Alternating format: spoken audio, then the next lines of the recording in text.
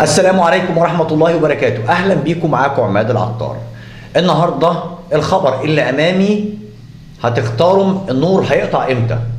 شوية قبل ما تجاوبوا، حضرتك تحب النور يتقطع قبل الفطار ولا بعد الفطار؟ هتكتبوا تعليقات كده، عايزين النور يقطع إمتى؟ شوية قبل ما تجاوبوا، حضرتك تحب النور يتقطع قبل الفطار ولا بعد الفطار؟ أنا والله بستغرب في عز اللي احنا فيه، في عز الأسعار، في عز الخنقة، في عز ده يعني شهر رمضان داخل علينا. الإعلامي عمرو أديب طالع بيقول شوية قبل ما تجاوبوا، حضرتك تحب النور يتقطع قبل الفطار ولا بعد الفطار؟ النور هيقطع امتى؟ اختاروا النور هيقطع امتى؟ وبعد كده تلاقيه بيتلعثم في الكلام، يقول انا والله معلش وزاره الكهرباء ووزاره البترول، انا والله ما عارف مين السبب. اناشد وزاره الكهرباء ولا اناشد وزاره البترول، لانه الاثنين ما لهمش دعوه بهذا الامر. مين السبب؟ مين السبب؟ أنا عايز أسأل سؤال بجد، مين السبب؟ إحنا بنسلط الضوء على اللي إحنا عايشين فيه.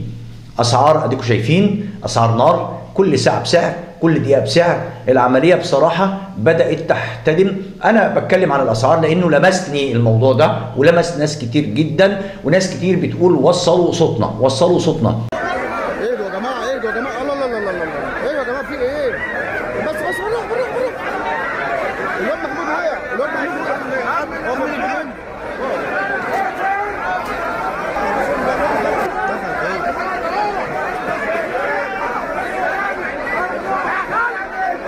توابير من الناس، توابير من الناس على الأسعار. بالنسبه لي انا ما عنديش مشكله، بس الناس دي ذنبها ايه؟ يعني كل ده واقف طابور وعشان بس ياخد باكت واحد بس، وكمان بتسيب بطاقتك. يعني الناس دي كلها انتوا شايفين، غير كمان اللي كان موجود في الصف الثاني او الناحيه الثانيه، غير اللي موجودين جوه عشان كيس سكر.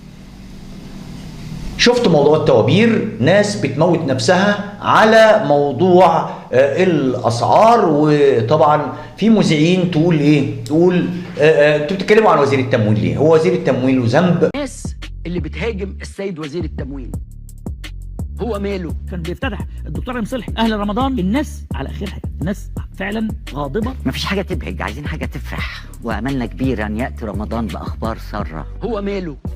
امال مين اللي له ذنب؟ مش عارف الموضوع ده حله فين.